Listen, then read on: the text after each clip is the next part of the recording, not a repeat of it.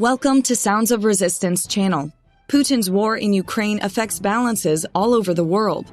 Tensions between NATO and Russia are reaching their highest level in 60 years as a result of the heavy defeat of the Russian army in Ukraine.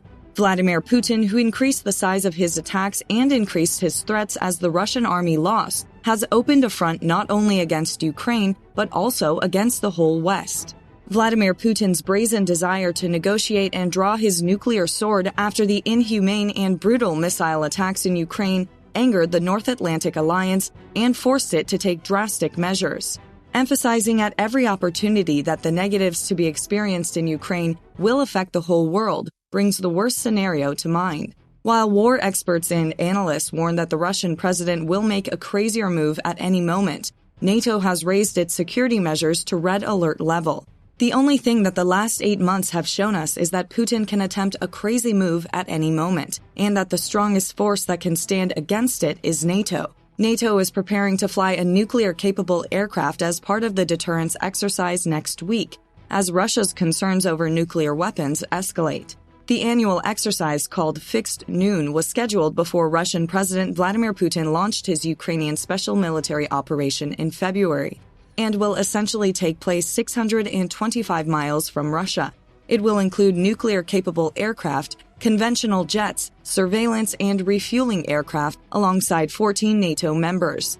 However, at this point, it's stated that the content of the exercise has been updated and much more serious measures have been taken after Putin's invasion attempt and threats. It should be seen as a possible process, because while NATO was carrying out its annual exercises, in all its exercises after February 24th, scenes designed to develop new tactics against possible Russian moves were revived. The exercise came as fears continued to mount that Putin might turn to nuclear weapons if defeated in Ukraine, whose military has made significant progress since September and has reclaimed thousands of square kilometers of formerly occupied territory in the country's southern and eastern regions. In his national speech last month, Putin promised that Russia would use all means at its disposal to protect Russia and the Russian people. Meanwhile, U.S. President Joe Biden warned of a nuclear Armageddon last week, and it's one of his administration's most direct notifications of the Russian nuclear threat. The fact that the voices of the apocalypse were announced so loudly and by the most authoritative mouth showed the seriousness of the event to all of us. It seems impossible that the world would not fall into an apocalypse if the weapons Putin stated were used. But to prevent this, NATO is accelerating its preparations to do its best. Speaking to reporters on Tuesday, NATO Secretary General Jens Stoltenberg discussed the timing of the exercise. If the alliance suddenly cancels a routine, long-planned exercise due to the war in Ukraine, that would send a very false signal, Stoltenberg said. This will definitely send a false signal. He described NATO's military strength as the best way to prevent tensions. Only 3 of the 30 NATO member states have nuclear weapons that can be deployed in the event of a nuclear war. We know that these states are the United States of America, the United Kingdom, and France. Stoltenberg continued, "We are there to keep the peace, prevent escalation, and prevent any attack on NATO-allied countries. So if we lay the groundwork for any misunderstanding or miscalculation about our willingness to protect and defend all allies now in Moscow, that would be a mistake, and that's the last thing we would do." Stoltenberg also said that NATO has been monitoring Putin's nuclear weapons and has not seen any change in their stance. Russia has struggled to achieve key goals in Ukraine after more than 7 months of war. Experts fear that if Russia feels that it's facing defeat, Putin may turn to nuclear weapons. Moscow launched non-nuclear attacks on several Ukrainian cities last week.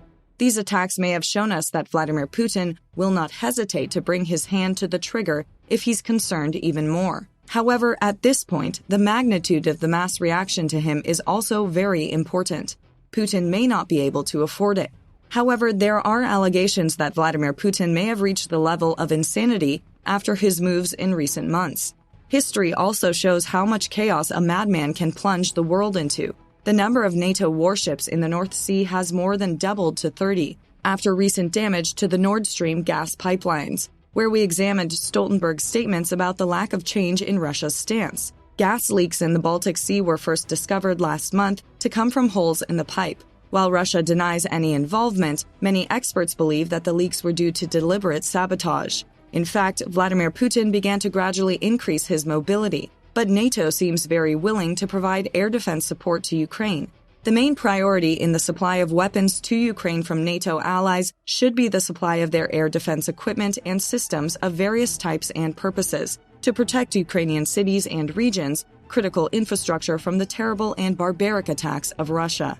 NATO Secretary General Jens Stoltenberg said just before his meeting with the defense ministers of NATO countries he will meet with Ukrainian Defense Minister Alexei Reznikov, and the message from NATO allies is that the alliance is determined to support Ukraine, is ready for the long haul, and will support them.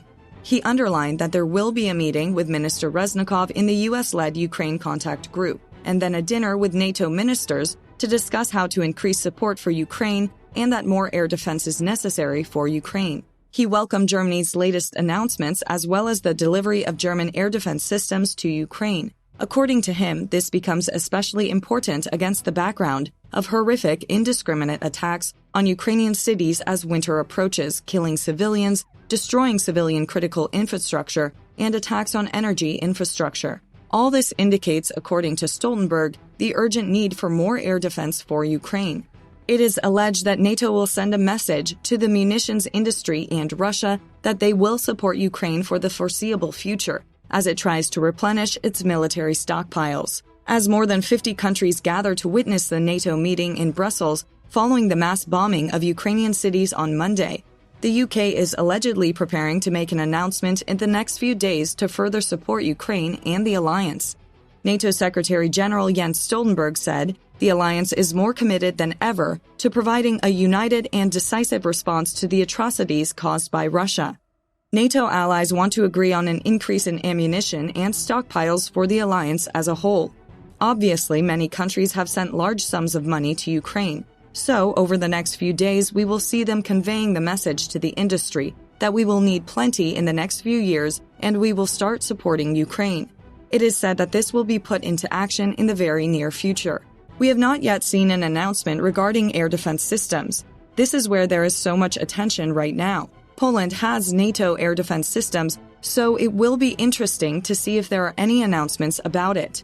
The meeting of defense ministers was the first major NATO meeting since Moscow annexed many Ukrainian territories, declared mobilization, and issued veiled nuclear attacks. For this reason, it seems very likely that it will result from a great union of powers. Whatever the case, the aggression born of Putin's ego and ambitions also makes his worst dreams come true. Now, NATO is much more united and has the power to truly suppress and completely repel Putin's aggression. We hope that nuclear swords will remain in their sheath and Ukraine will regain its freedom and territorial integrity as soon as possible. Thanks for watching.